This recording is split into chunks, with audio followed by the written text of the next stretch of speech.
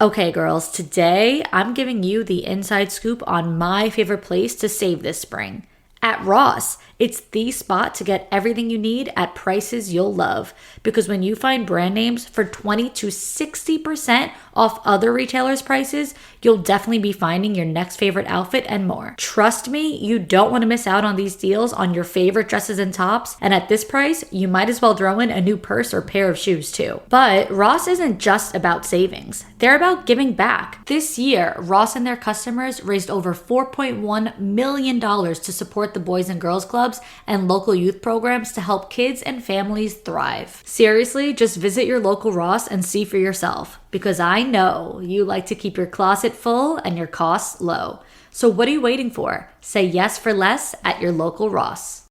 I don't want no jet black woman. Oh, she do me. Oh, she do me.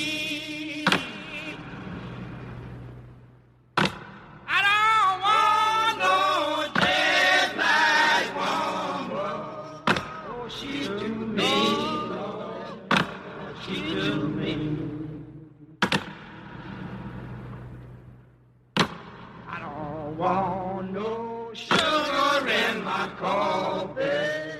It make me mean, Lord. It make me mean. And I want no sugar in my coffee. It make me mean, Lord. It make me mean. Warning. Each episode of Real Life, Real Crime, the podcast, will contain descriptions of acts of violence or of a sexual nature and are for people that are 18 years or older. Heed my warning, people. I do not get the facts of these cases off the internet or from some television show.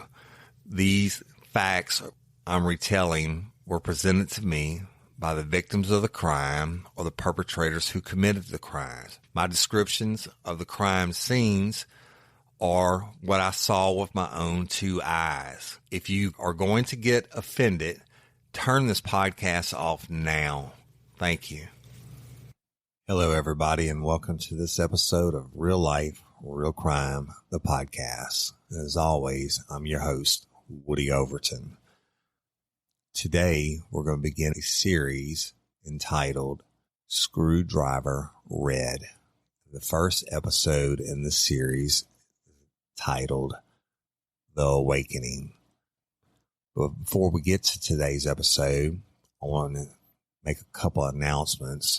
One is I'm going to ask you to please stay tuned at the end of today's episode, and I'm going to do a promo for another true crime podcast. And y'all know I don't do this normally, right?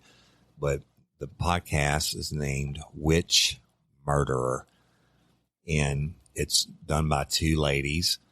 One that's from Canada and the other one that's from Scotland.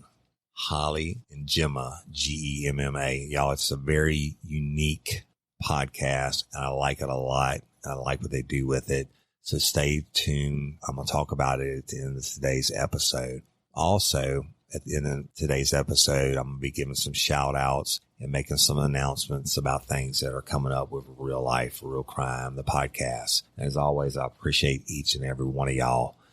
So without further ado, let's get started. On a hot Louisiana August summer night, 1993, there was a white female, 31 years of age, that lived in the city of Baton Rouge. And for the rest of today's episode, I'm going to refer to her as Victim A, as an alpha. In the second part of today's episode, the lady, I'm going to refer to her as Victim B, Bravo. I'm not going to give any names in today's episode because I want you to find out about it in next week's episode, and I'll explain further as we go. But anyway, y'all, August in South Louisiana is hotter than hell.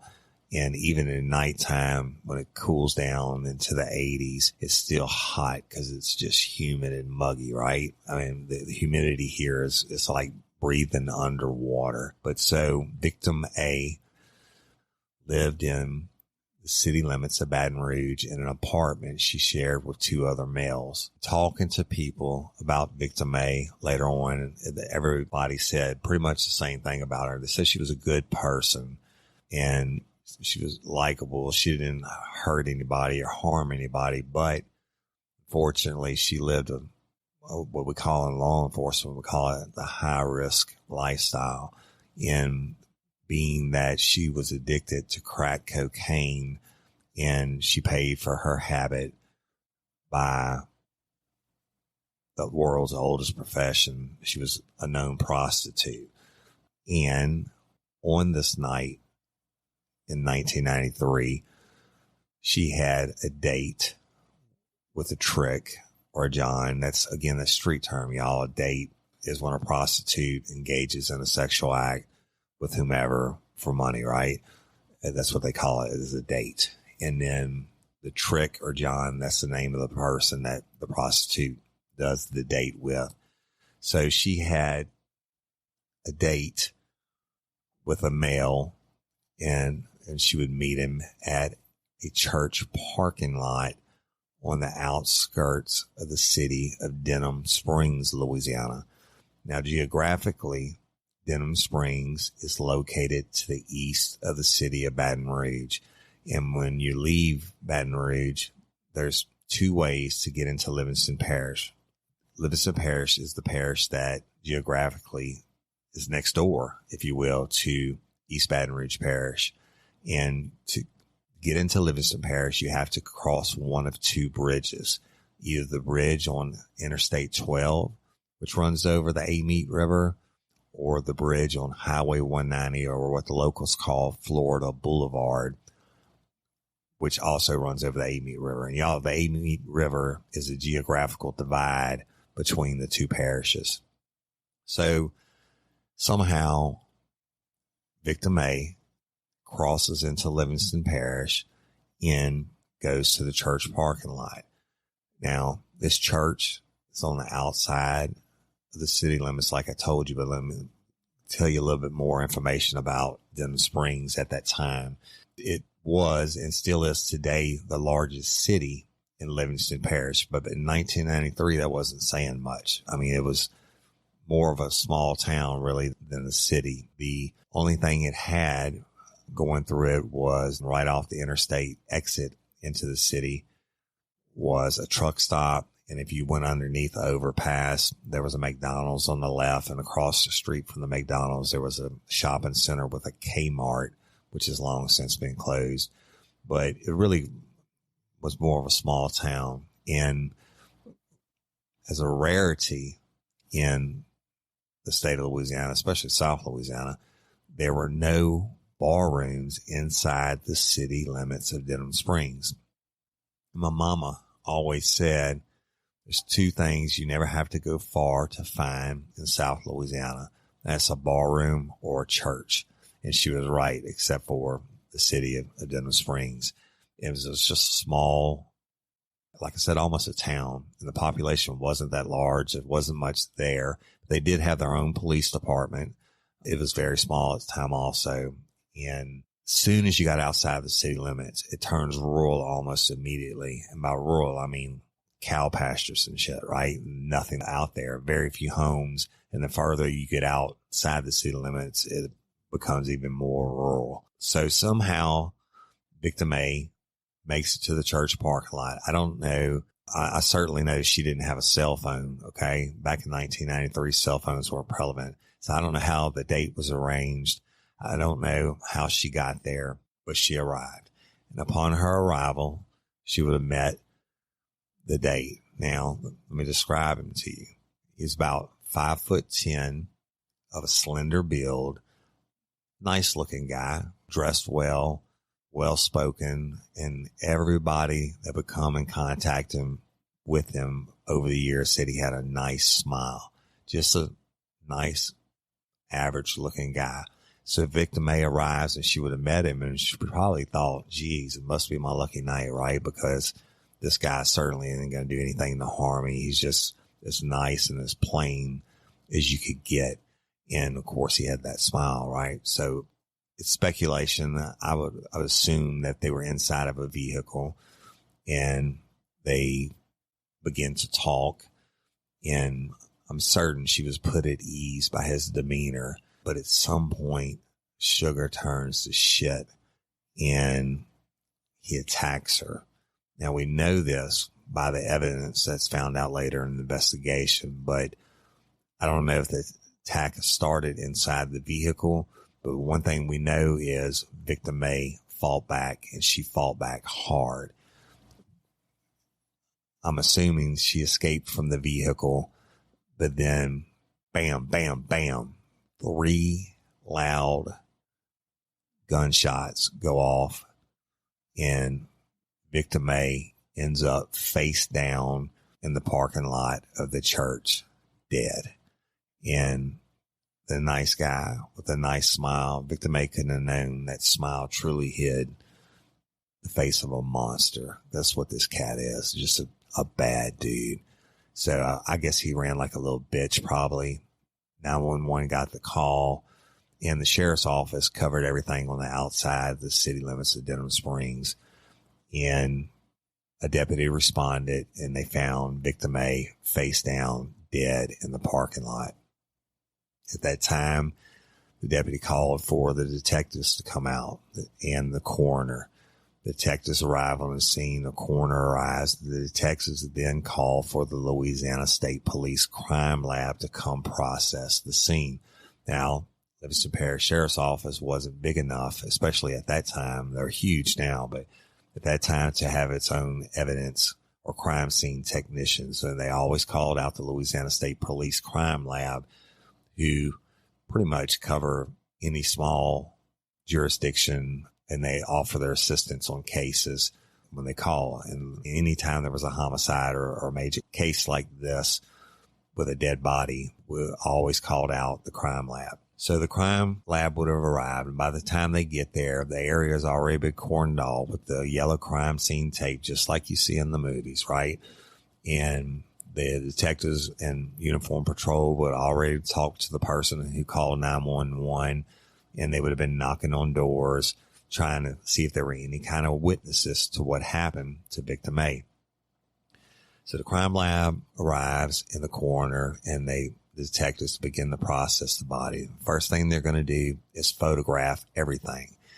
And I use the term to this day, if I'm photographing something like taking pictures of the inside of a home we're looking at buying, or maybe even a car or whatever, I always say photograph it like a homicide, right? I'm going to work it like a homicide. So I take pictures from every angle. And nowadays it's with digital cameras, or you can even use your video, right? But back then it was 35 millimeter straight up Polaroids that the detectives would have carried with them. So they're going to photograph everything, and then they're going to work their way into the body of victim A, and she's face down. They don't find any identification on her. And by this time, y'all, the local news or TV stations out of Baton Rouge would arrive, and that's the ABC and the CBS affiliates, because they always monitor police band radios, and they know when the chatter starts up and the detectives and the coroner get called, it's going to be a dead body. So they go out there to report it, right? So they're arriving on the scene while it's still being processed. Again, no identification found on victim A. No purse, nothing like that, no money. So we don't know if the monster robbed her also. I assume we did, or maybe she just didn't have anything on her, but that's kind of hard to believe. So they turn over her body. They can see, obviously, gunshot wounds to her back, but they turn over the body, and in processing it, they notice that her hands, both hands, contained numerous strawberry blonde red hairs, same color hair as the monster, right? And she has some damage to her fingernails. And so upon noticing this in the field, which your main job is to preserve the evidence. So they would have taken paper bags large paper bags, very gently inserted her hands in as to not lose any of the evidence. And then they would tape the bags to her arm, both arms, and to preserve the chain of custody of the evidence, if you will. And then they take her and place her inside the body bag and seal it with a lock, which has a tag number on it. This lock can't be opened. It doesn't have a key, and it won't be open. It has to be cut open at the autopsy. And again, that's to protect the chain of custody of evidence in case a trial ever comes up and a defense attorney can't say the body was contaminated or those hairs were transferred there by someone else, right? Like O.J. Simpson mess ups. So the detectives did a great job. The crime scene techs did a great job. They get her tagged and bagged, and her body is sent for an autopsy, which would occur 2 days later. Meanwhile, like I said, they had no identification on her. The news runs the story on the late news at night, which is around 10 p.m. And then it would have been the lead story again the next morning on the early news in Baton Rouge. But at some point, one of Victim A's two roommates see the news and they know there has been a murder, and it's an unidentified white female, approximately 30 years old. And they're like, oh shit, she didn't come home last night. This April, we're celebrating Earth Month, and it's the perfect time to think about the choices we make every day, especially the ones we don't always think about, like where we sleep. If there's one thing I've learned, it's the quality is sustainability. When you invest in something well made, it lasts longer. And that means less waste, fewer replacements, and a bigger impact on protecting our planet. That's why I love Avocado Green Mattress. Avocado makes certified organic mattresses, crafted with non-toxic materials in their very own zero waste factory. They've already diverted 85% of their waste from landfills, and they're aiming for 90%. It's not just about comfort. It's about caring for the planet with every choice we make. And here's something I really love. Avocado is a proud member of the 1% for the planet. That means at least 1% of every dollar they earn goes straight to environmental nonprofits tackling climate change and protecting ecosystems. So when you choose Avocado, you're not just sleeping better, you're giving back. If you're thinking about upgrading your mattress, do it with purpose. Choose one that's better for you and better for the planet. Head to avocadomattress.com today and save up to 10% on certified organic mattresses. Dream of better for you and the planet. Did you know there's an online cannabis company that ships federally legal THC right to your door? And they found a way to combine THC with carefully selected functional ingredients to target nearly every mood and health concern you can think of. I'm talking about Mood.com's incredible line of functional gummies. And you can get 20% off your first order at Mood.com with promo code RLRC. Forget one-size-fits-all supplements that only get you high. Mood's functional gummies are optimized to kick in as little as 15 minutes and take you to the mood that you're looking for.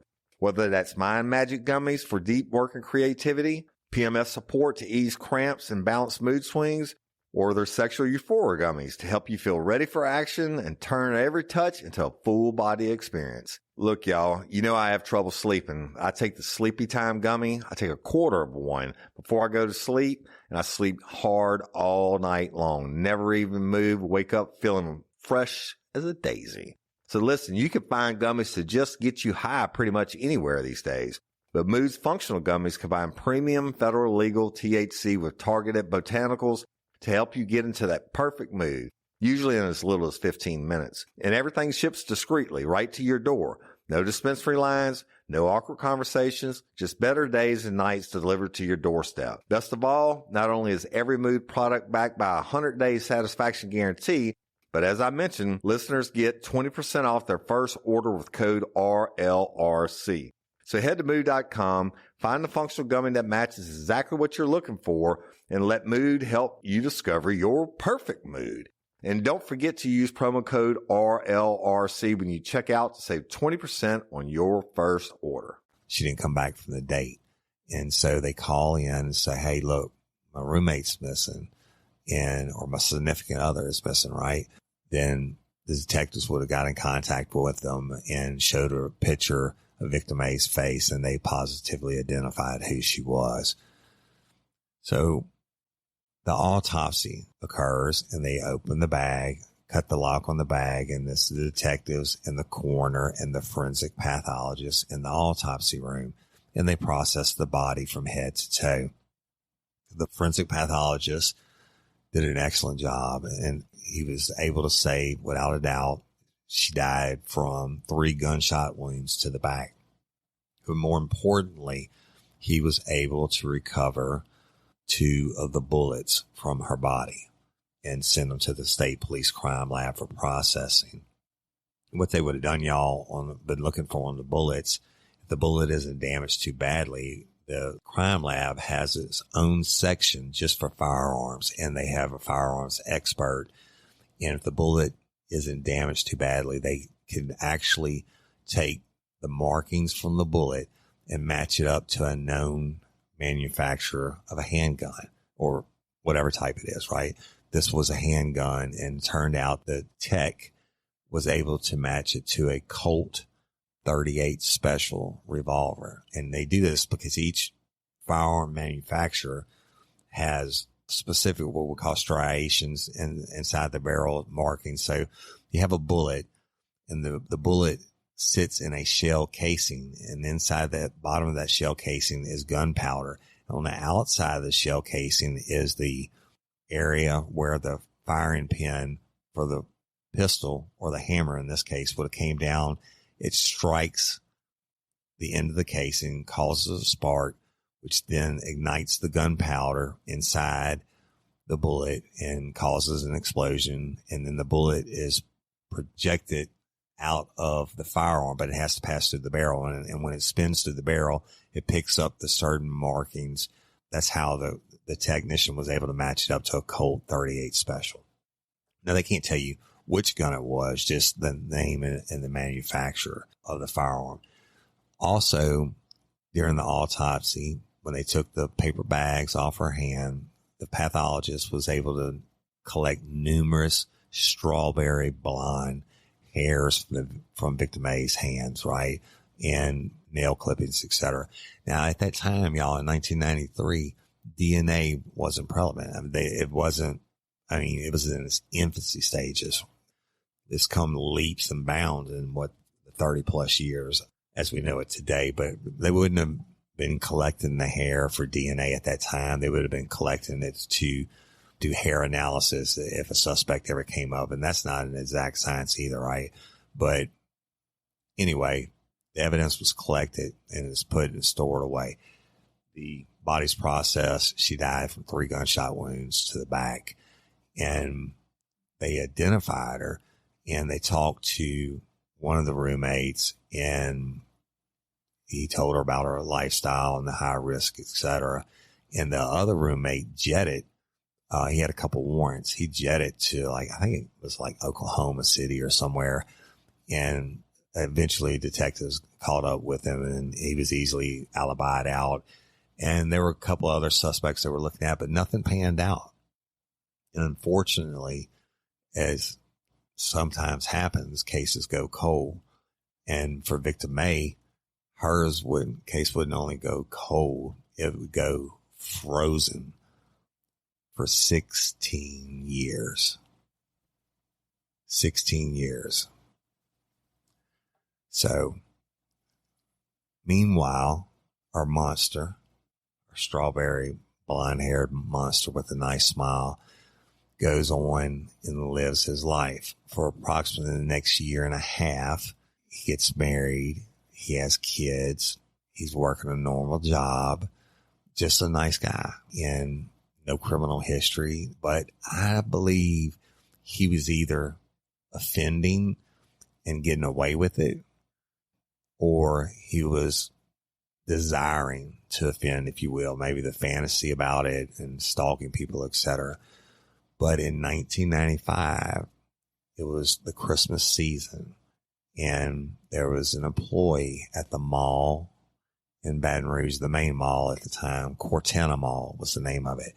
And she was getting off of work after 9 p.m. when the mall closed, and she had to walk across a huge parking lot to where her vehicle was parked. They made the salespeople, or the people that work inside the mall, park as far away as they could because it's the busy season. They want the customers of the mall to have the easiest access to park. And we've all been to a mall around Christmas time. You can never find a place to park because there's a million people, right? So she has to walk across this mall parking lot, and they weren't lit up like today's malls parking lots are. And I mean, certainly there was some lighting, but not bright like they are today. So she walks across the mall parking lot. She gets in her vehicle, starts it, puts it in reverse, and goes to drive off. And she notices the car's wobbling and it's making a loud thumping noise. And she knows something's wrong. So she puts it in park. She gets out and walks around to the rear passenger side, and she has a flat. She's like, shit, what am I going to do? You know, I know the mall's locked up. I'm going to have to go find a payphone. Because remember, y'all, most people didn't have cell phones. This is 1995. Most people still didn't have cell phones. And she certainly didn't. And she's like distressed, and she didn't know how to change a tire. And she knew mall security was a joke at best. If they made one pass through the parking lot in a night, it would be a miracle. So she's freaking. She's like, what am I going to do? I'm going to have to walk a long ways to a payphone to find one, right? But lo and behold, she looks up and she hears a voice and it says, hey, ma'am, are you having trouble? Can I help you with something? And she looks up kind of startled at first. And then she sees this clean cut, well dressed, nice looking white guy with strawberry blonde hair with a nice smile. And he's like, you got a problem? Can I help you with something? And she said, yeah, I have a flat tire and I don't know how to change it. He said, well, do you have a spare? And she said, I think so. I mean, she was young, y'all, and she was a pretty girl. And he said, it's no problem. I can certainly help you change a tire. Let's see what you got. So she opened the trunk and he found the spare, and he was like, yeah, this will work. And so he changes the tire for her. It takes him about 30 minutes and he's done. And she's so appreciative. He's like, you're good to go now. And she's so appreciative. And she's like, is there anything I can do? Can I give you some money or whatever? He said, no. It's not a problem. It's my pleasure. I'm glad I could help you. He said, but you know what? He said, my truck broke down. It's on the other side of the mall, which y'all would have been the east side of the mall, close to Highway 190 or Florida Boulevard, which I told you about earlier, which the distance from Cortana Mall to the Livingston Parish line, where you cross over the Amite River on Florida Boulevard, is no more than, say, 4 miles. So he tells her, I'm parked on the other side and my truck's broke down. I had to go call somebody. Can you give me a ride to my truck? She said, well, sure. I mean, it's the least I can do. Get in. I'd be happy to. So he gets in. He gets in the passenger seat. She drives him around the mall. The mall's huge. And she drives all the way around to the east side. And she gets over there, and guess what? There's no truck. And she stops. She said, well, where's your truck? And he said, it's not here. They must have already came and got it. Can you drive me down the road? And she was like, no. She got an uneasy feeling at that point. She's like, no, I can't do that. Can't do it. She's like, come on, please. I mean, I just changed your tire for you. Can you just drive me just a little bit further? And she said, no, I can't. Matter of fact, I'm going to have to ask you to get out of the car. And at that time, sugar turns to shit. Oh my. He pulls out a screwdriver, a flathead screwdriver about 4 inches long. Now, y'all, flathead screwdriver from outside of the United States, I don't know what you have out there, but a flathead has a flat, almost sharp edge on the end of it. And he pulls it out and he sticks it to her throat, and he grabs her by the back of her hair, jams the knife up against her neck and says, bitch, I told you to fucking drive. He said, you're going to drive me or I'm going to fucking slit your throat. She's like, oh, okay, I'll do whatever you want. And she was freaked out, right? Rightfully so. And so he told her to drive out onto Florida Boulevard and head east towards Livingston Parish. And she's freaking out. She's, please don't hurt me. He's like, I'm not going to hurt you. I need you to give me a ride to where I need to go. Now, Florida Boulevard from the mall to the Livingston Parish line is very well lit up. The street lamps, right? There would have been some traffic on it. It's one of the major thoroughfares through the city of Baton Rouge. So I'm sure he was behaving, trying to not threaten her at that point or whatever. But as soon as they cross the Amite River Bridge into Livingston Parish, the first road on the right is called 4H Club Road. And it actually skirts around the city limits of Denham Springs. And he knew this. And he probably traveled this road 1,000 times in his life. And back then, when you turn on the 4-H Club, there's a couple houses, and then it almost instantly becomes rural. And by rural, I mean cow pastures and no street lights, nothing. And so they turn on 4-H Club, and he's like, just keep driving, bitch. And she's like, just don't hurt me. And as soon as they got past the houses, and he knows right where he's at, she doesn't. She's not from there. But as soon as it turns pitch black, he starts telling her what he's going to do too. He said, bitch, you're going to drive, and this is what's going to happen. You drive till I tell you to stop. And when I tell you to stop, I'm going to fuck the shit out of you. And as long as you do what I tell you to, and you don't fight me, I won't hurt you. He said, if you fight me, you resist me, you try to scratch me or anything, I'm going to shove this screwdriver in your neck and I'm going to kill you. She's like, please, oh God, no, please don't do it. And he's like, shut up. If you don't shut up, I'm going to kill you. And when we get to where we're going, I'm going to fuck you. And then if you resist, I'm going to kill you.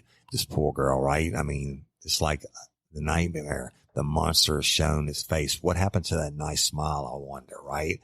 And she's screwed, because this road at 10 o'clock at night in 1995, there is no traffic. This road actually kind of follows the Amite River Parish line and heads into the southern end of Livingston Parish. And there's nothing at that time. There was nothing out there but cow pastures, etc. And he's telling her how he's going to rape her and do all these vile things to her. And almost out of nowhere, she sees headlights coming from the opposite direction, and he sees them, and he's like, oh shit. And he said, don't you do anything. Don't you do anything. And that puts it in her mind, right, that this is my chance. And this long, dark, deserted road, that vehicle got closer, and right before it got to him, she took the wheel and slams it sideways, her car in front of that vehicle. So it had to lock. It was a truck. It had to lock up its brakes, and he freaks out for a second. So the monster just freezes, and she's able to jump out of the car and run screaming towards the other people. And he's like, oh shit, what do I do? And then he jumps into the driver's seat and steals the car. He hauls ass, ran like a little bitch, and he gets away. The sheriff's office is called, and Uniform Patrol responds, and the detectives are called, and they do great police work, and they are able to come up with a suspect. And then they went and had a photo lineup made, or what we call a 6-pack. Now, back in 1995, they had to do it by hand. Okay. So they had to go through photographs of people who look like the suspect. And you have to be fair. I mean, you can't put 5 black guys and 1 white guy in the photo, or you can't put, 5 other people with dark color hair and dark skin, because the monster, remember, has a strawberry blonde hair. He was light complexion, very light, almost pale, to the point of being pale. And I mean, he just has a real distinct look to him. So they do the best that they can on the photo lineup, and they would have presented it to victim B. And they tell her, we're going to show you a photo lineup, and we want you to pick out your assailant if he's there. Don't guess. We don't want you guessing. We want you to be 100% sure, so certain, in fact, that you will be able to get up on a stand in a court of law and swear under oath that this is him, if he's in this photo lineup. And she's like, okay, cool. And so they showed it to her. Immediately, she picks him out. That's him, that's him, that's him. And it's the monster, right? And she said, 100% certain, I'll never forget his face. I'll never forget those eyes. I'll never forget the look that he gave me. She said, I know he was going to kill me. There's no doubt in my mind he was going to kill me. So the detectives take her statement, and of everything that happened, right? And so from that, they draw up a warrant for aggravated kidnapping, because he kidnapped her using the screwdriver, right? And the vehicle theft was really as an armed robbery, and aggravated assault for threatened bodily harm, which was the rape in this case. And that he was going to kill her if she fought or resisted. Anyway, they drew up the warrants and they went and found the judge and they had it signed. Now, when you go to get a warrant signed by a judge, it's not always in a courtroom. There's not a judge in the parish. When I was a detective, that I hadn't woke up in the middle of the night to get a warrant signed, right? I'd go to their home. Usually they have one judge that was on call. You'd go to their house, you'd call them and say, hey, judge, I got a pretty bad case, right? You're not going to go wake up a judge for, simple theft or a vehicle burglary. I mean, it had to be something serious. So you go to the judge's house, you tell them what happened in the case, and they read the victim's statement and they read the warrant that you typed up, and then they'll swear you in, just like you're going to take the stand in a courtroom. Do you solemnly swear to tell the truth, the whole truth, blah, blah, blah. And you say yes, and then the judge reads it, and if they think there's enough probable cause, they sign the warrant, which the judge did sign the warrant. Now the detectives then go to the monster's house, and he doesn't even put up a fight. I mean, he's just kind of nonchalant about it. They arrest him on the spot, advise him of his Miranda rights, and bring him in. He's cool as a cucumber, no sweat, no emotion, just dead calm. And they bring him in. They tell him what the charges are and what the allegations are. And shit, he didn't deny it. I mean, he actually admitted to it. So the detectives know this guy's got no criminal history, nothing. He's married. He's got kids. He's got a decent job. I mean, he's got a good work history, et cetera. So, I mean, they book him in, and the case is forwarded to the district attorney. Now, at some point, the district attorney decides not to take the case to trial. I mean, the guy's already admitted to it, right? But they offer him a plea bargain. And the plea bargain, y'all, is a bit shocking. The aggravated kidnapping charge alone should have been life in prison. The armed robbery charge is up to 99 years, and the other charges, whatever. But those charges alone, he should have never got out of prison. But they gave him a plea bargain, no criminal history, married, kids, etc. I don't know what the thought process was on it, but the plea bargain was, wait for it, 7 years. 7 years. And he, better believe, the monster jumped on that bitch like it was Christmas morning. And that's the deal of a lifetime. But wait, it gets better. He goes for sentencing, and the judge sentences him to 7 years. But the judge suspends 5 of the 7 years.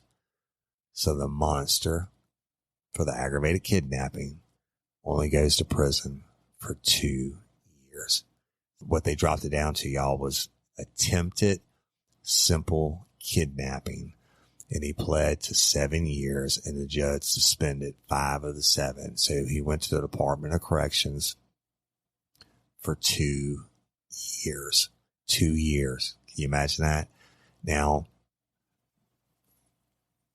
I know for a fact if they knew what the monster would grow into, they would have never given that plea bargain. And I want to tell you that when the detectives were interviewing and they asked him, why did he choose the girl, or tell us what happened? And he said, I saw her in the mall and I thought she was very, very pretty. He said, so I started watching her and I started following her, and I knew when she got off of work, I knew she parked in the same general area every day. I knew what she drove, and I knew none of her coworkers parked by her, and she just hauled ass after work and pretty much not ran to the car, but got to her car as quick as she could, and she wasn't alert or aware of her surroundings.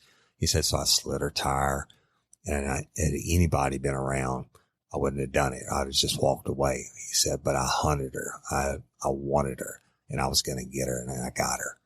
So, but he goes to prison, and most rapists or child molesters or whatever that go to prison, they catch hell from other inmates or convicts.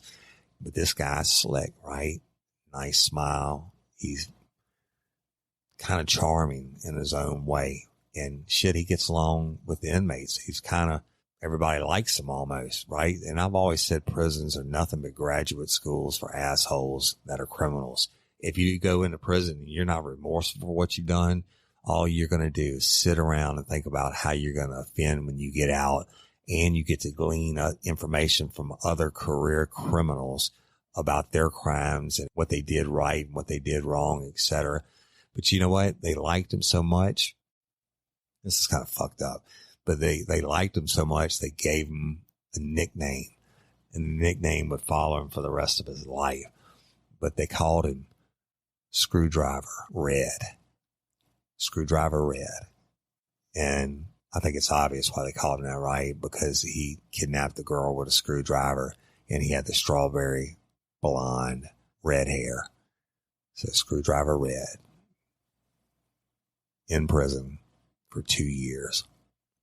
And I'm going to stop today's episode there, y'all, because I want you to tune in to next Friday's episode and hear what kind of shit this monster does. In my entire career, this was one of the most horrifying cases that I worked in. It's just horrible. What he does would end up affecting thousands of people, literally. It's a story that needs to be told. And so tune in next week for the second part. I think this is going to go probably 4-part series, Screwdriver Red. I'm your host, Woody Overton, Real Life, Real Crime, the podcast. Don't let me catch you down on Murder Bayou. Hey, y'all, I told you to stay tuned at the end of the show. I want to talk about another true crime podcast, Which Murderer? And y'all, this, if you listen to me in on past episodes, you know that I didn't even know what a podcast was, much less listen to a true crime podcast. And I've only promoted 2 in the 3 months that we've been doing this. And the first one was 1096 Crime Chicks and Amy, Derek, and Jessica. But I'm sad to say, as of yesterday, I found out their podcast isn't going to be going on anymore. We liked them. They helped us out a lot when we didn't know anything, and we'll miss you guys. And the other one is True Crime Island, Cambo Ford from Australia. And I like his shit. It's really cool. But this is Which Murderer? And it's unique and different than any other podcast, especially true crime, that I've listened to. And I've listened to a lot of them, y'all, and thought about doing some promos with some of them, and I just couldn't do it. I mean, I just didn't like it, right? Not in any way, shape, or form at all. I couldn't even listen to it. So Which Murderer is not that case. It's interesting. It's well done. And the host, Holly and Gemma. Holly from Canada and Gemma's from Scotland. Holly has a little bit of an accent, but Gemma, my gosh, it's a really thick Scottish accent. But what they do is they pick a certain topic of murder, like let's say murder in the workplace. But then they'll each pick a murderer and tell their story. Holly goes first, and she'll tell about her story, and it's really well done. It's researched well. They have a lot of facts in there. They're interesting cases to me because I don't know them. And I do like to listen to murder cases and stuff. I've always been fascinated by it. But so Holly will go first and tell hers, and then there's pause in the middle, and then Gemma will tell hers. But what's cool and different about it is at the end of the podcast, or then into their storytelling, they choose, if they were to be murdered by one of the two that they did the episode about, they choose which murderer they would want to kill them. It's just kind of a unique spin. It's pretty damn cool. And I want y'all to give a listen to their promo now. Hi, I'm Holly. And I'm Gemma. And together we are the co-hosts of the podcast Which Murderer. Each week we discuss 2 murders and we try and focus more on the victim's perspective. Oh my god, that's not who I thought was going to die. Let's just blame it all on Tom Cruise. Yeah, I'm just math stumps me at every turn, even in dismemberment. We all know she was cut in half. He had projectile pooped. Oh no. The entire room. Will they ever get along? God damn it. Fucking get along, eat an ice cream cone. You're gonna make so many enemies, and I love it. How many times do I have to say, if you're gonna murder people, don't keep a fucking diary? Don't keep a diary. I really didn't want to be frozen to death. When were you born, honey? No, I'm not telling you. I don't like the thought of somebody who's selling ice cream being that angry inside. And then we have ourselves a little debate at the end about which murderer we would want to kill us if we had to choose. If we had to choose. It's a game of which would you rather. Exactly. And if you fancy playing that along with us, you can find us on Spotify, Stitcher, iTunes. You can also listen to us on Audioboom and our website, witchmurderer.com. And you can always get in contact with us at Twitter and Instagram at witchmurderer, and also witchmurderer@gmail.com. So hopefully you'll be listening to us soon. Bye. Goodbye. Okay, y'all. So there you have it. That's Holly and Gemma with Witch Murderer.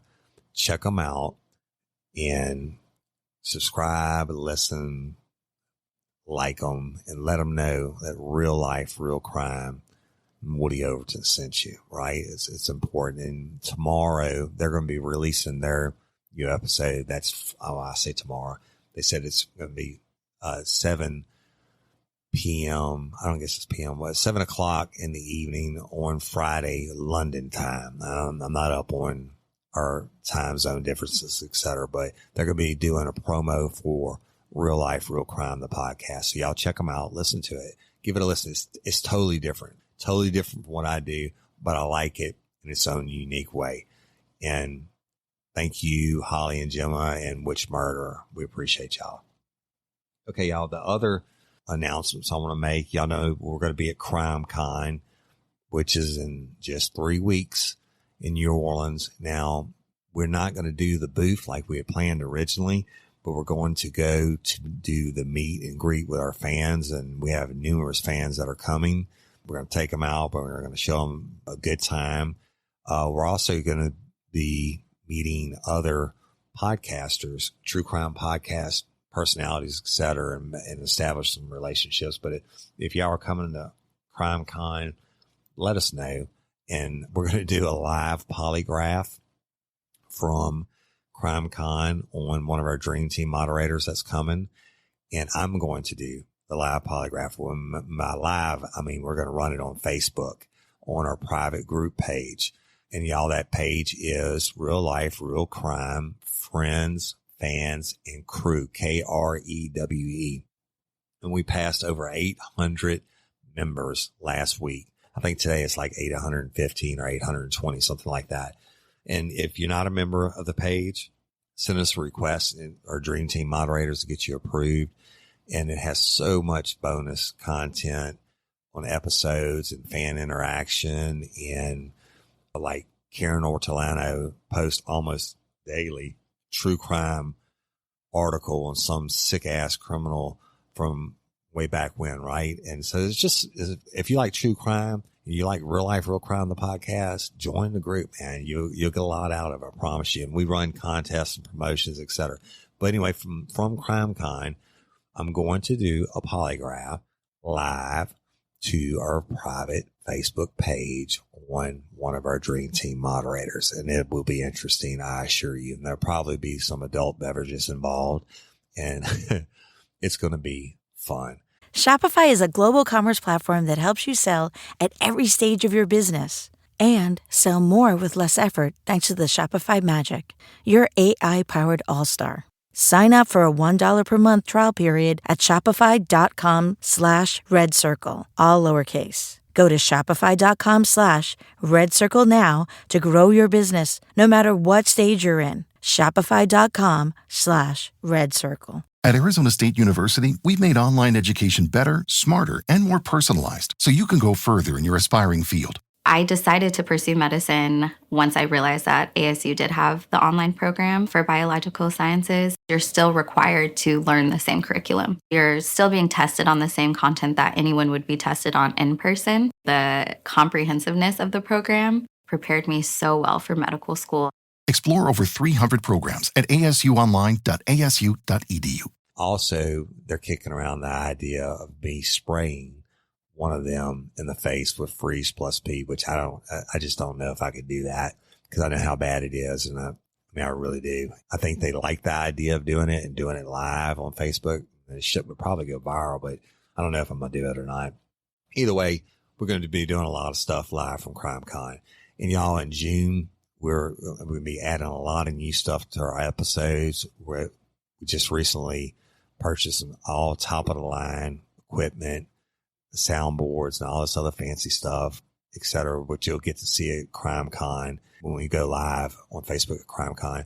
But it's going to allow me to start doing interviews, whether by phone or in person. And I say interviews, but when I do my podcast, when I tell my stories, I'm involved in every single one of them in some type of way and personally involved. I have personal knowledge. Now, the people I'm going to be bringing on will either be law enforcement members that I work with on certain cases or witnesses or even victims. And so we're going to kick it up a notch. We're going to start bringing courtroom testimony and then playing 911 calls and stuff like that. It's going to be an exciting time. Y'all stick with us. It'd be awesome. All right. So I want to talk to our patron members for a moment, y'all. Last week we started tier 4. We created a new tier for patron members. It's a $20 tier. And for $20 a month, you get all of the bonuses that tiers 1, 2, and 3 give. Also, upon signing up, you get a real life, real crime sticker of your choice, and that's $5 without shipping. And then after 2 months of being a tier 4 member, you get a t-shirt from the Real Life, Real Crime store, which is RLRCpodcast.com of your choice. And that's $20 right there without shipping. And you get to pick and choose which one you want. And so if you're already a patron member and you want to upgrade to tier 4, which we had numerous people do this week, then your time counts. Your 2 months has already started from whatever day you became a patron member. But also for being a tier 4 member, 2 months in, you get a personal phone call or FaceTime or Skype, however the hell you want to do it, from me. We'll chat about whatever you want to. Price of eggs in China, a murder. I don't care. I sure look forward to talking to you though. And, so that's another benefit for tier 4 patron members. And I want to do some shout outs for our new patron members and the people that upgraded. So bear with me for a minute, but it's important. And I still have some more announcements, y'all. Hold on. So we have new patron members. Miss Laura, middle initial N is in November, last name Yarnell, Yarnell. Laura, thank you so much for joining us on Patreon. It means a lot, and I really do appreciate you taking the time to sign up and support us. It really helps us out. Thank you, thank you, thank you. And then our friend Ryan Horan from North Carolina. Ryan is a master furniture builder, and it's probably going to end up costing me tons of money because my wife loves his work, right? Ryan, thank you for taking the time and subscribing to us through Patreon. I really do appreciate it so much. And then Karen Travels upgraded to tier 4. Karen, we love you. And last week, y'all, on the hotline episode, I accidentally started out calling Karen Kathy when I was answering her questions because she had a 2-part question, and the second part was about Kathy Bernard. So when I started to answer it, unbeknownst to me, I accidentally called her Kathy, but I did correct it. But so Karen, I won't call you Kathy again. We love you. Thank you for participating in the hotline. I really do appreciate you so very much. And Stacy Spalding upped her pledge this week. And Stacy, you've been with us for a long time, dear. We love you to death. Don't be afraid to use the hotline, y'all. And this week we get enough questions. I'm going to do I'll answer the questions and do my take on the Jessica Chambers case, which is just fucking horrible. If you don't know who she is, Google her. It was a murder that happened in a small town in northern Mississippi, and it's the worst case of police work and prosecutorial or district attorney fuck-ups that I've ever seen in my entire life. And I'm the biggest pro-police person you'll ever meet and pro-DA, but you got to call a spade on this one, y'all. It's horrible. And I'm actually certified as an expert witness in all United States federal courts in law enforcement matters, right? So people hire me to look at their defense cases, et cetera, and study them and see if the police have done right or wrong or whatever. And, you know, they're like, Woody, cop friends of mine are like, Woody, how can you work for the defense? I'm like, you know what? I don't really have a problem with it because some people are innocent and they deserve help, right? And sometimes the cops get it wrong. And sometimes they're shithead cops. And we know that there's good and bad in every profession. Now, I believe with my whole heart, there's way, I know there's way many more. There's great cops and there are bad ones. There's good and bad in every profession, but there's some shitheads out there. And so I do defense consulting work. But this case of Jessica Chambers, oh my God, I don't even get started on tonight. If you have a question about Jessica Chambers, just send it in. But I can tell you this, I'm not going to hold any punches on those bitches up there. And I'll be banned from the northern 4 counties in Mississippi where Jessica was from because they're going to have a price on my head by the time I get done with them. So, but if you don't want to talk about Jessica Chambers, use the hotline to call in questions or shout outs about anything. And those hotline episodes have been a huge success. We get thousands of listeners each time they drop. So evidently people are liking it and I like doing it. Moving on. Thanks anyway, Stacy. Becky Andre, you pledged tier 4. Miss Becky, you're awesome. Thank you so much and really helps us out. And thanks for supporting Real Life, Real Crime. And we love having you. Thank you. Miss Tina Benton upped her pledge this week. Tina, you know we love you. Tina and I worked together in the past, and she's quite the character. Big supporter of Real Life, Real Crime, the podcast. And Tina, we love you, and thank you for supporting us. I appreciate you.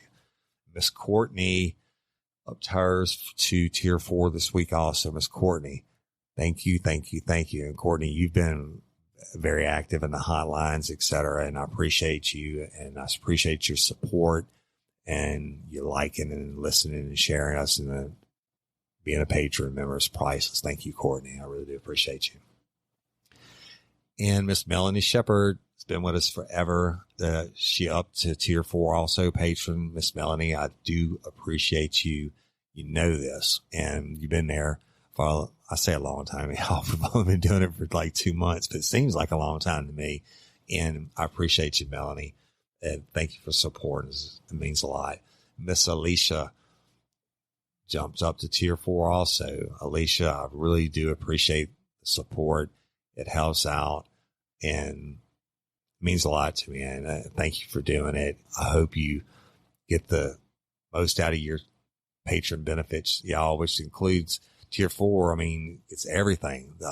All 4 tiers get. So it's not just a hotline. They get a discount in the store, a huge discount, just tier 4 to us. And, you know, all the other things that go with it. But Alicia, I appreciate you. Thank you for doing it. And Brandy Elliott has been with us forever or since the beginning. And Brandy jumps to tier 4 also this week. Brandy is very active on the hotline, et cetera. And Brandy, I appreciate you and your patronage and supporting me. And I have not forgot about our private discussion. Brandy has some questions about some cases that involved in her personal life and they're very important, Brandy. And I hadn't had time to do it just yet, sweetie, but I'm going to get to it. But thank you for supporting and thank you for jumping up to tier 4. And I really do appreciate you. Thank you so much. Miss Christina Hernandez from San Diego. Miss Christina is a dear friend of the show. She gives more than she has to on Patreon, and I really appreciate it, Miss Christina. And she also, y'all, is a Dream Team moderator of her private page. And Christina, I bet you don't think that I know that all that you do as a moderator, right? So you're not always the most vocal one, but I see what you do in all the groups and everything. And I appreciate you. And you are absolutely a dear. I love you. I really, really, really, and I couldn't do it without you, Christina, you and the rest of them. I appreciate you so much.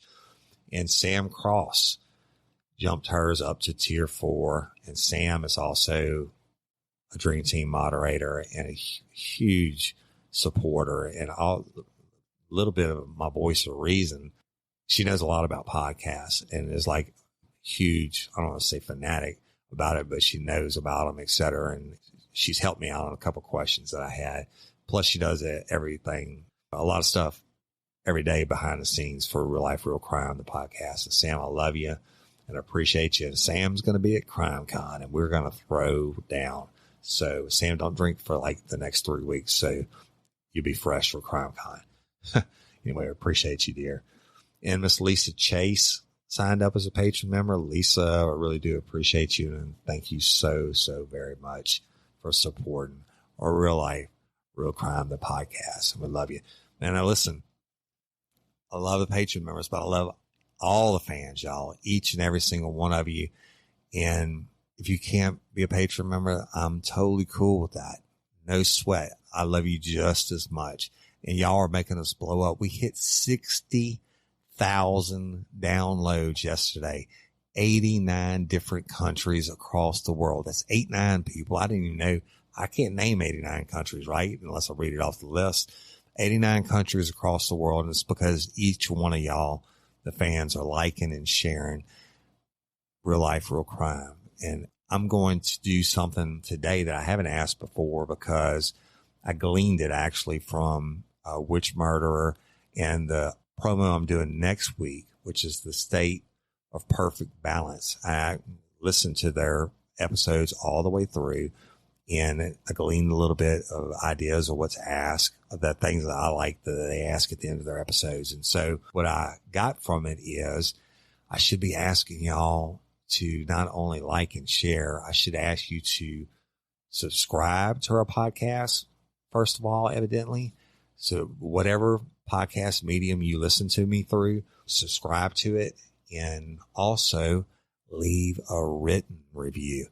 And I read every one of the reviews, y'all. And I've never asked for that before. I didn't think so. I'm no veteran podcaster here, but I know on like iTunes reviews, we have well over 100 something reviews and most of them are 5 stars. And we have a couple that evidently didn't like when I said snowflake or whatever. That's fine. I don't mind the bad review.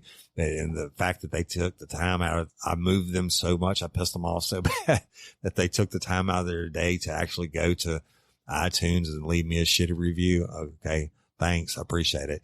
But anyway, y'all leave us a written review and I want to see what kind of response we can get out of that. And I wish I'd have been asking that all along. Subscribe, leave us a written review. And if you leave a written review and message me which one is yours, right? And I can read it. I'm going to give you a shout out on the next episode. It doesn't matter if you're a patron or not. And I want you to know we have 3 Facebook pages, a regular one that's open to the public. We have the one I've been talking about, Real Life, Real Crime, Friends, Fans, and Crew, which is our private page, which I adore. And then we have the new page we started, which is Real Life, Real Crime, Lanyap page. Lanyap being a Cajun word for bonus or extra. And it was where we had so many posts from our fans in the private group about what their hobbies are and what they like and some things they have on sale. So we created this open group, the Lanyap page. Man, check it out, y'all. Go and join it and check it out. It's cool. Like, I'm interested in different beers and hot sauces and salsa from around the country and around the world. And I'm actually actively engaging right now in trading some items with fans, right? And they're sending me some stuff. I'm going to send them some stuff. And when they send their stuff in, I'm going to do videos of it and post it. So y'all check that page out. It's pretty cool. It's very interesting. Some great things on there. It's really cool stuff. Just check it out. And also we're on Instagram and Twitter And I'm not going to lie to you, I don't know shit about either one of them. I have them and I read it, but the Dream Team moderators, my wife and even my daughters help me keep up with the tweets and the Instagram. One's tweeting, whatever you do on Instagram. But I know it's big. It's a big media for us. And so we do have those pages. Y'all go and like us and share from there also. And we have our own YouTube channel. So you go to YouTube and you go through the search bar or whatever it's called, and you search for Real Life, Real Crime Podcast. You have to type that in and it'll bring you to our channel. And if you would, subscribe to it. It doesn't cost anything. It has every single episode that I've recorded on there that you could play it from. And it also has a bunch of videos. I've been doing videos from different places where I'm at, usually doing out of town doing polygraphs. And some of the videos are my wife and I on our date days, right? We did a couple live Facebook Live things and stuff. So check it out. If you want to put a face with a voice, then it's there for you on YouTube. And, anyway, I love all y'all. I'm enjoying the shit out of this. It's fun. My wife, stays up every night editing after she gets in from teaching and whatever, but we do it because we love it and we love each and every one of y'all. And I'm like a crackhead watching the numbers on Lipson all day long. They spinning. We're doing averaging over 1,000 a day now, y'all. It's just unheard of. And it's because of y'all liking and sharing and now hopefully subscribing and leaving a written review, and let me know when you do, and I'll give you a shout out. So I guess I'll conclude it. Please tune in next week. It's a very, very important episode of Screwdriver Red. It's horrible. Absolutely horrible. I love each and every one of you. I'm Woody Overton, your host. Real Life, Real Crime, the podcast. And don't let me catch you down on Murder Bayou. Thanks.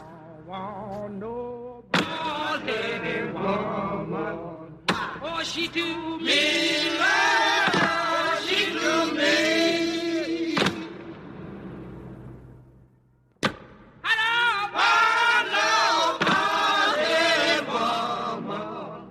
Oh, she do me, Lord. Oh, she do me.